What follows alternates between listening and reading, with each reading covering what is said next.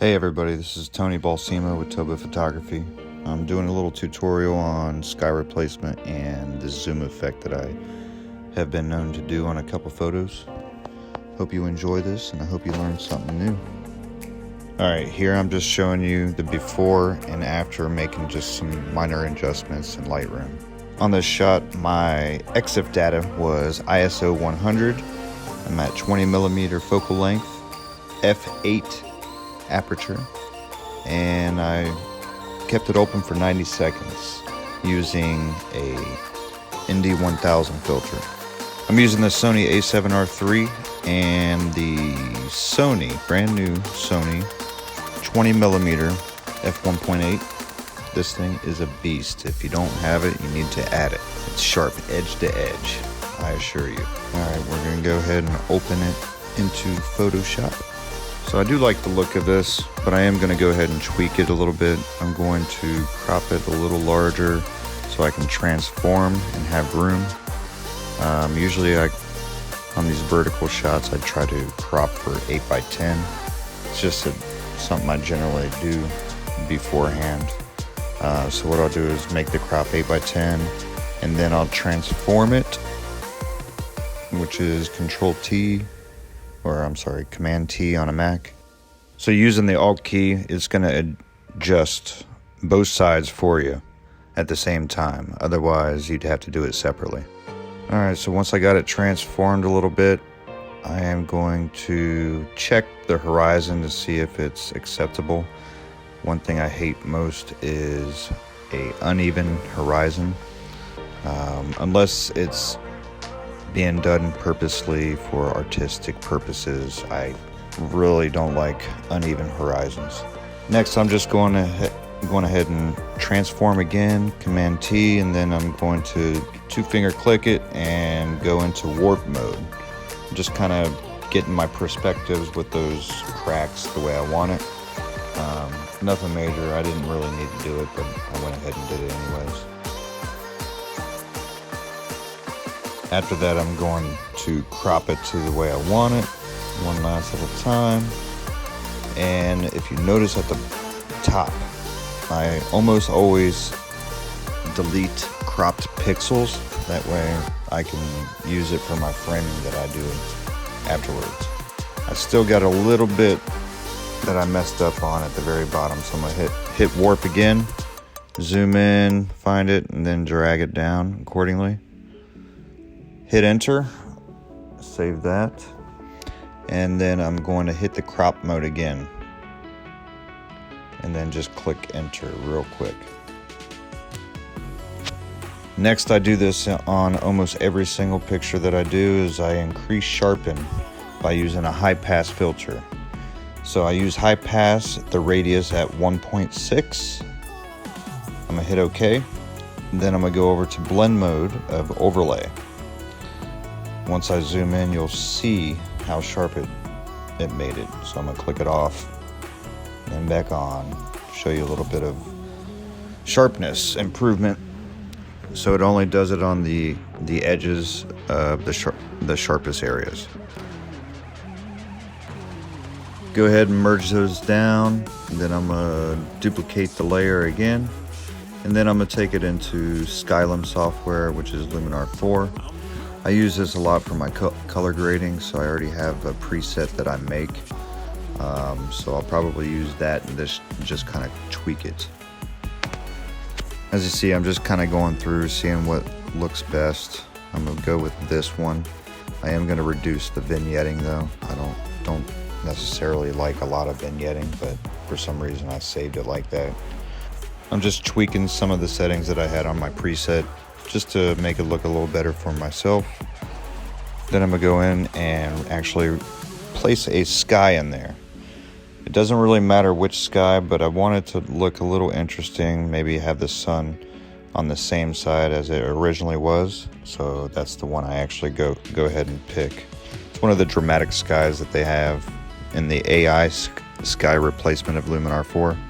As you can see, it does a pretty good job with aligning it with the horizon and actually blending it accordingly. So I don't have to do anything as far as that goes. After that, I'm just going to change some of the colors on the the sky, like the temperature of the sky, the exposure. I don't need to do anything with the closed gaps or sky local or defocus, because I'll be doing that back into Photoshop. Once I got it looking the way I want to on the sky, I'm gonna go back in. I like to use the adjustable gradient here in Luminar. It does a great job of only doing stuff for the top. I do set my orientation. That way it's more precise editing just on the sky and then just on the bottom portion of the photo itself. As you can see here, I'm tweaking a little bit here and there, and then I'm gonna go down to the bottom side and tweak that as well. After that, I'll just go ahead and hit apply, and it'll bring it all the changes back into Photoshop. And you can see the before and after, see how different it is with my color grades and with the sky. So next thing I'm gonna do is I'm gonna duplicate the layer. That's what it looks like before and after. And here's the moneymaker. I'm gonna go in, apply a Radial Blur. I'm gonna have to guess on where the horizon is in this little box here. I'm gonna change it to 100. Apply or hit OK. And we're just kind of guessing where the horizon is. I just want it right above the horizon. So I'm taking a look with the ruler, and it's off by, I don't know, half an inch or so. So I Control Z it, and I go back in and just lower it down a little bit, and then click OK. Take a look at it again, and it is still off. So Control Z, Command Z, and go back in and do it again. Third time's charm, right? Alright, here we go. Big money, no wins. Click OK. And yes, right where I want it. Right above the horizon, nothing too crazy. So, I got this on the top layer. I actually go ahead and do this again, like a second Radial Blur. But don't worry, I actually like the first Radial Blur the best. Gives you a little bit more texture, but you can still see the zoom look. So after I did it the second time, I Command Z'd it and took that one off. Just kind of zooming in, taking a look at it, see what it looks like. And I think it looks pretty good, so I'm gonna go with it. I dropped the opacity just to kind of see what it would look like. Maybe I'm trying to get creative here. I didn't really like how it looked with the clouds, so I went ahead and brought it back up to 100%. But after this, now we have to mask it. So I'm gonna apply a white mask on there, and then I'm gonna grab that gradient tool and drop it down. Look at that. It's pretty good, but you still need to adjust. So I'm gonna have to grab a brush to make sure the brush is on black. Black conceals, white reveals. So I am lightly, I brought the opacity of the flow of the brush down to, I think, 19%, and I'm just brushing away some of that zoomed effect off of the parts that don't need it really. So I go ahead and hide and reveal it, show you a little bit of differences it makes. I'm gonna adjust the brush size and just kind of tweak it all over. That way my foreground stays my foreground, my zoom sky stays where it needs to be. After I get everything the way I want it to on the sky, I'm gonna go ahead and slap in a curves adjustment layer on there. Just want to kind of tweak the highlights, the shadows, bring it down some. I'm actually going to bring up the black so it's more of a matte type of effect on the photo. And you can see I'm just adjusting some of the highlights and the midtones. Get that S curve going and just kind of tweak it the way I want it to look. I do think it was a little too powerful, so I brought the curves opacity down to 70 something, I believe. Here I'm going to show you how I do my framing. So this is something I've been doing lately. I've been framing my images, so I bring a solid color into it, just straight white. Bring it all the way down to the bottom, layer, and then I'm just going to crop wider than my actual photo. This gives this little white frame on the outside of the photo. And after I do that, I'm going to do a drop shadow. Before I do a drop shadow, I'm going to have to merge these layers down. That way nothing's affecting the actual drop shadow. So double click on the right hand side to open up the layer style.